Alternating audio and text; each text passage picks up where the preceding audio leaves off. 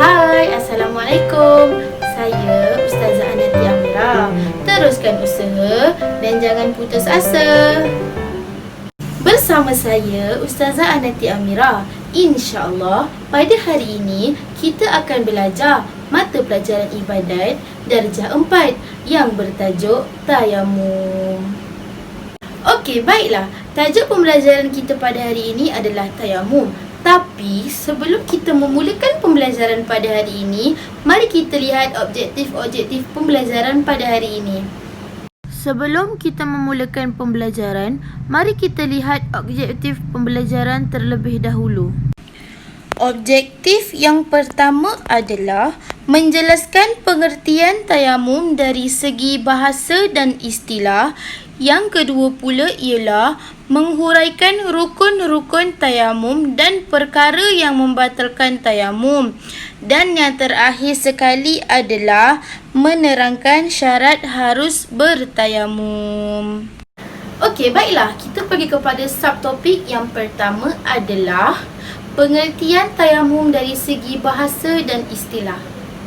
Pengertian tayamum dari segi bahasa ialah tujuan, dan dari segi istilah pula menyapu debu tanah yang suci ke muka dan dua tangan beserta niat dengan cara yang tertentu. Antara anggota tayamum adalah muka dan tangan. Ini bermaksud kita hendaklah menggunakan debu tanah yang suci supaya tayamum kita menjadi sah dan boleh digunakan untuk melakukan solat fardu. Seterusnya, subtopik yang kedua, mari kita ketahui tentang rukun-rukun tayamum. Rukun tayamum yang pertama adalah niat, dan lafaz niat bagi tayamum adalah nawaitu tayamumah liistibahatis solah, yang bermaksud sahaja aku bertayamum bagi mengharuskan solat. Yang kedua, memindahkan tanah pada anggota badan, iaitu dikira memadai jika ditahankan tangan pada debu tanah dan disapukan ke muka.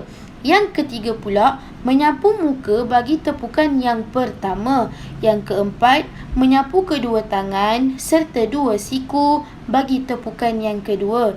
Dan yang terakhir sekali adalah tertib, iaitu diwajibkan mendahului menyapu muka daripada menyapu tangan, sama ada kerana hadas kecil ataupun hadas besar. Ini bermaksud kita hendaklah mengikuti turutan-turutan rukun tayamum ini supaya tayamum kita menjadi sah. Ini kerana rukun tayamum adalah perkara yang wajib diikuti. Jika tidak diikuti, tayamum kita tidak akan sah. Baiklah, di sini saya sertakan video cara-cara mengambil tayamum dengan betul. Pertama, membaca basmalah. Selanjutnya, meletakkan kedua tangan di atas debu yang bersih dan suci. Mengusap muka dengan debu atau tanah sambil mengucapkan niat. Bismillahirrahmanirrahim. Nawaitut tayammuma listibahatis salati fardhan lillahi ta'ala.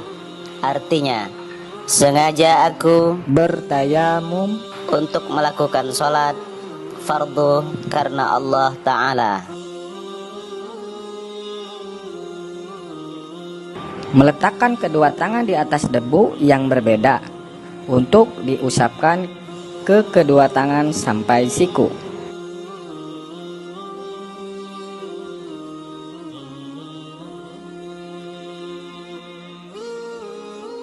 Dan yang terakhir, tertib. Cara mengambil tayamum jika dalam keadaan sakit.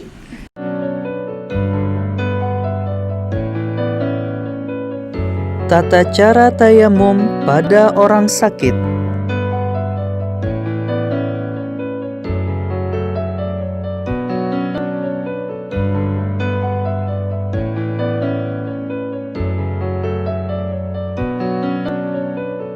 Pertama, membaca bismillah.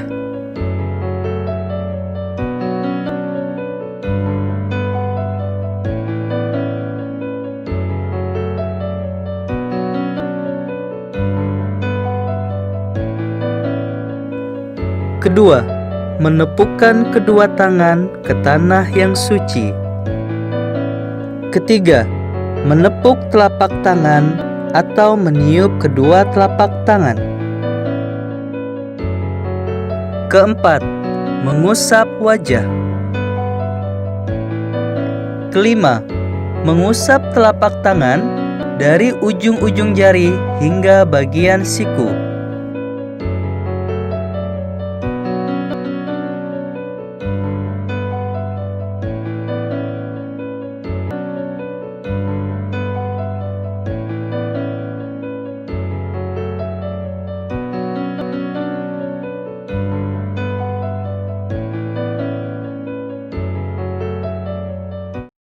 Cara-cara bertayamum ketika kita berada di dalam kapal terbang.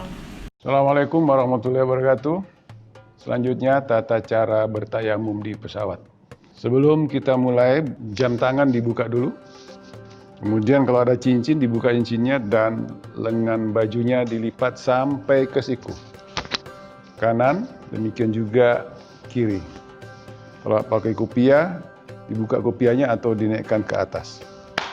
Kita ambil tayamum. Niat tayamum adalah nawaitu tayamum istibahatul wudu lillahi ta'ala. Aku bertayamum karena Allah sebagai pengganti wudu. Nah, kita ambil di bagian kursi depan seperti ini. Ya, tidak perlu diginikan karena nggak ada kelihatan debunya, tapi ada debunya.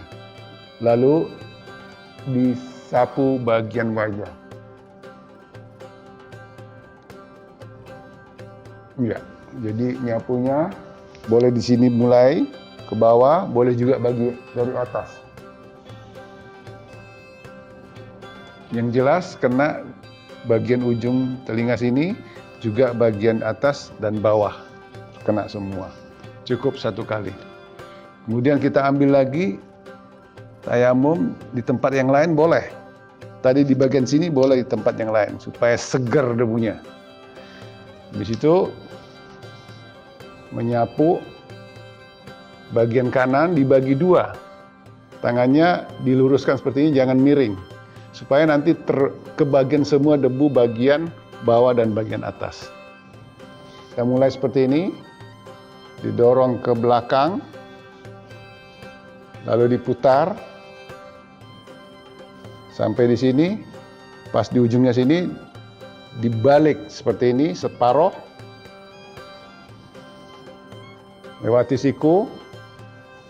Jadi semua terkena anggota tangan mulai dari ujung jari sampai bagian siku. Maka selesailah tayamum. Subtopik yang ketiga pula ialah perkara-perkara yang boleh membatalkan tayamum. Antara perkara-perkara yang boleh membatalkan tayamum adalah yang pertama, semua perkara yang membatalkan wudu, iaitu terkentut. Yang kedua pula ialah mengetahui ada air walaupun sedikit kerana tayamum digunakan ketika ketiadaan air sahaja. Dan yang terakhir sekali adalah murtad, iaitu terkeluar daripada Islam.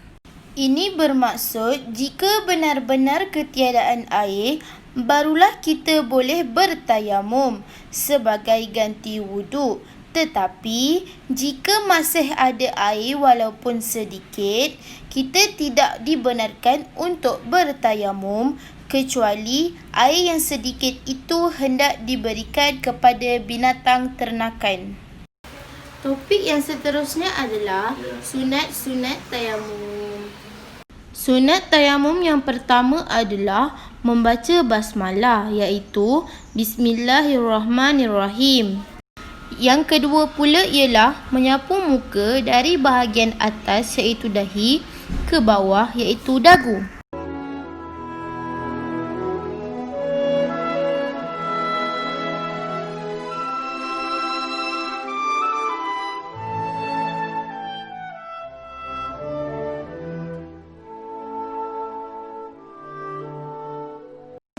Yang ketiga pula ialah mendahulukan menyapu tangan kanan terlebih dahulu, kemudian barulah tangan kiri. Yang keempat pula adalah mengurangkan penggunaan debu tanah dengan cara menepuk kedua belah tangan. Contoh menepuk kedua belah tangan. Yang kelima pula ialah menjarang-jarangkan anak jari ketika menepuk debu tanah. Yang keenam pula ialah menyelti anak-anak jari jika debu telah mengenai di antara anak-anak jarinya. Jika tidak mengenai, debu di antaranya wajiblah diselti. Ini bermaksud debu tanah hendaklah disapu antara celah-celah jari. Yang ketujuh pula ialah jangan diangkatkan tangan ketika menyapu muka ataupun tangan kecuali telah sempurna sapuannya. Yang ke-8 adalah menghadap kiblat. Yang ke-9 pula ialah melebihkan sapuan pada bahagian yang wajib disapu, iaitu muka dan tangan. Yang ke-10 pula ialah menanggalkan cincin ataupun gelang yang dipakai bagi tepukan yang pertama supaya debu tanah dapat diratakan pada bahagian yang wajib disapu. Jam tangan dibuka dulu. Kemudian kalau ada cincin, dibuka cincinnya. Yang ke-11 pula, membaca doa setelah selesai tayamum. Doa setelah selesai mengambil tayamum.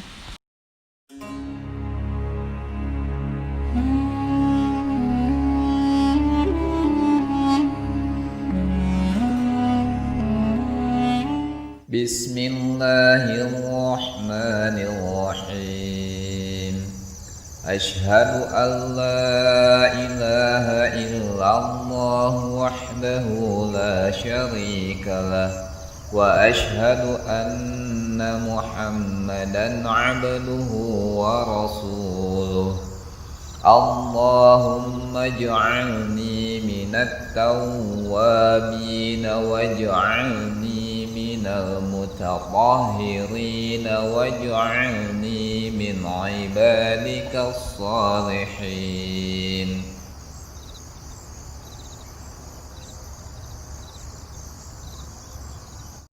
Dan yang terakhir sekali, tidak menyapu debu tanah lebih daripada sekali.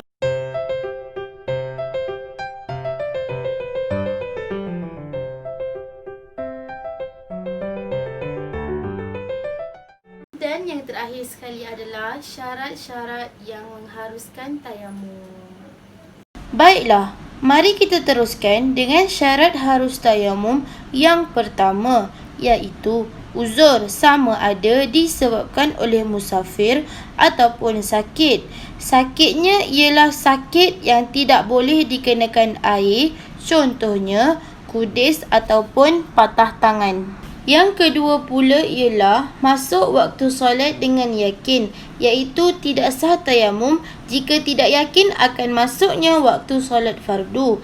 Ini kerana tayamum boleh diambil ketika masuknya waktu solat fardu sahaja. Yang ketiga, ketiadaan air dan telah mencari air di tempat tinggal dan jiran-jirannya. Jika tidak didapati, hendaklah mencari air di persekitaran yang terdekat. Dan jika benar ketiadaan air, barulah kita dibolehkan untuk bertayamum menggunakan debu tanah yang suci. Keempat pula, berhajat menggunakan air yang ada untuk memberi minum kepada binatang ternakan yang dihormati atau untuk dirinya sendiri. Sebagai contoh, ketika berhadas kecil dan berhadas besar. Yang terakhir sekali adalah menggunakan tanah yang suci dan mempunyai debu serta tidak pernah digunakan untuk bertayamum. Rumusan pembelajaran pada hari ini ialah tayamum merupakan salah satu rukhsah ataupun keringanan yang dibenarkan di dalam Islam sebagai pengganti wudu. Jadinya kita sebagai umat Islam hendaklah sentiasa memanfaatkan rukhsah yang telah diberikan oleh Allah kepada kita. Baiklah, sebelum saya terlupa, saya ingin memberitahu kepada anda semua bahawa satu tayamum hanya boleh digunakan untuk satu solat fardu sahaja dan beberapa solat sunat. Sekian, terima kasih.